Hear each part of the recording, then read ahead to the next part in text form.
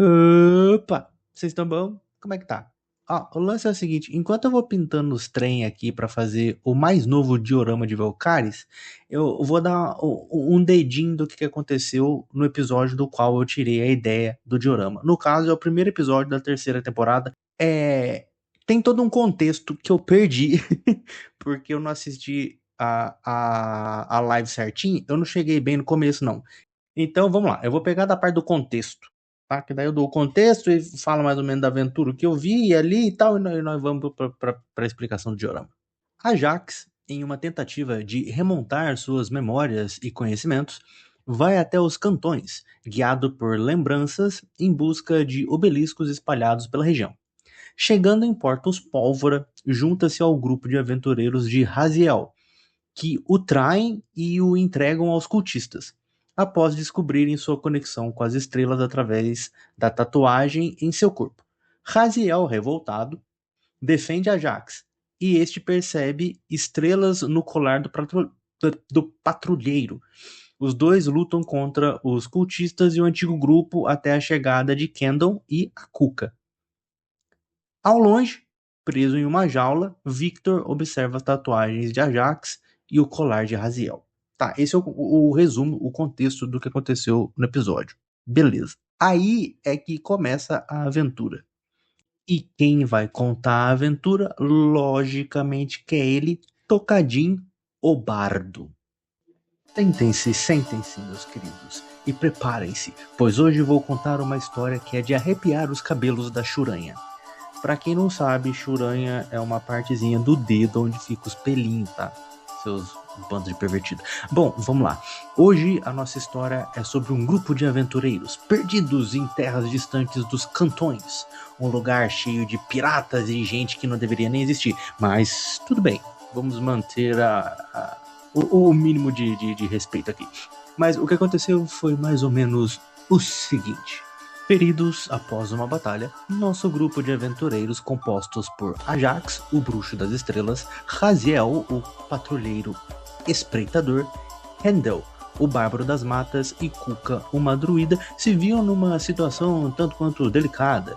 Eles estavam num redoma, eles estavam num acampamento. Eu tentei falar bonito, não consegui, foda. Eles estavam num lugar cheio de cultista, num acampamento cultista. E após muita pancadaria, o grupo tenta entender a situação e eles começam então a se conhecer. E dentre conversa vem, conversa vai, o que acontece é que alguns desses membros desse grupo ainda estão enjaulados, né?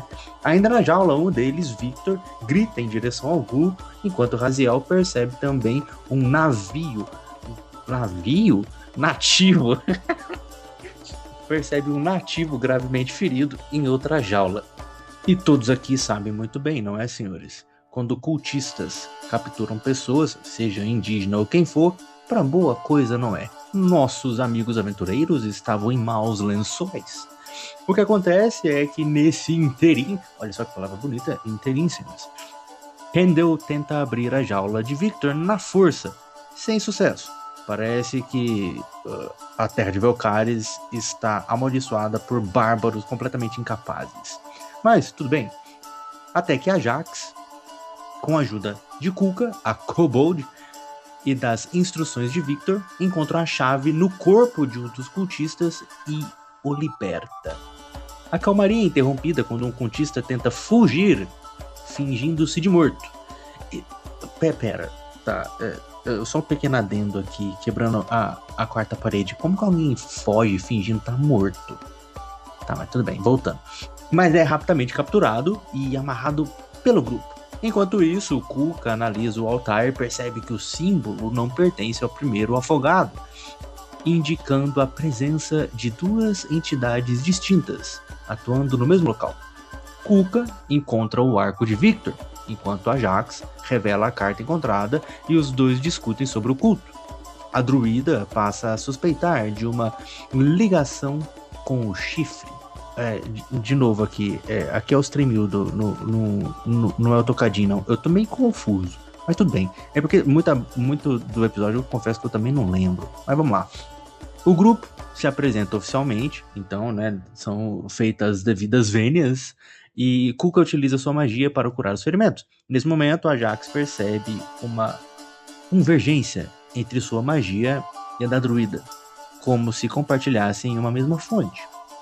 O nativo, gravemente ferido, é libertado, mas foge em pânico. Mata dentro, assim que recupera a consciência. A Jax invade a mente de cultistas capturados e descobre referências a um homem chamado Gal, capitão de operações na costa, além da imagem de um grande navio marcado com o símbolo do culto.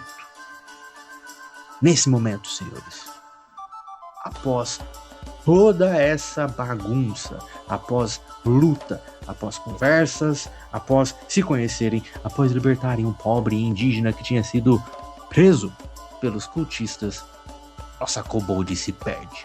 Kuka, ali em meio à lama, sangue, loucura e uma vontade danada de dizer que ela é um dragão, simplesmente se deixa corroer de raiva e, tomada pela fúria, executa o cultista com ácido roxo e desintegra seu rosto.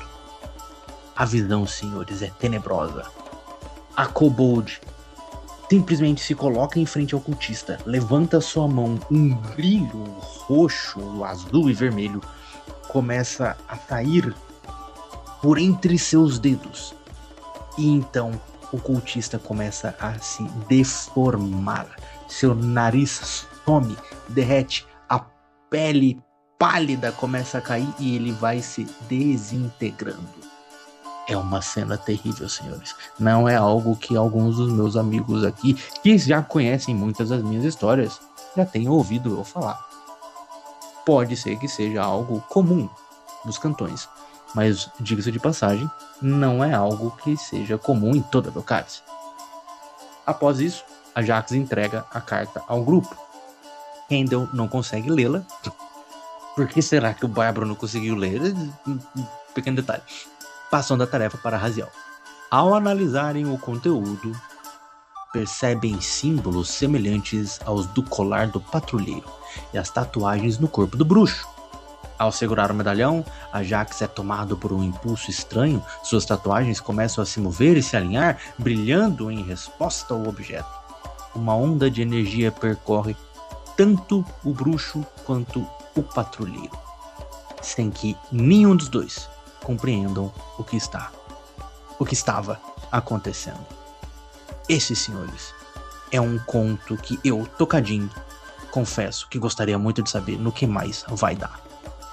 Bom, agora que eu já meio que resumi a história, o nosso querido Tocadinho contou também o que aconteceu do seu jeito bem bardo de bardo, e vocês viram aí, né, no fundo, eu fazendo o diorama. Acho que ficou bem legal. A ideia foi realmente capturar a cena da Kuka derretendo o cultista.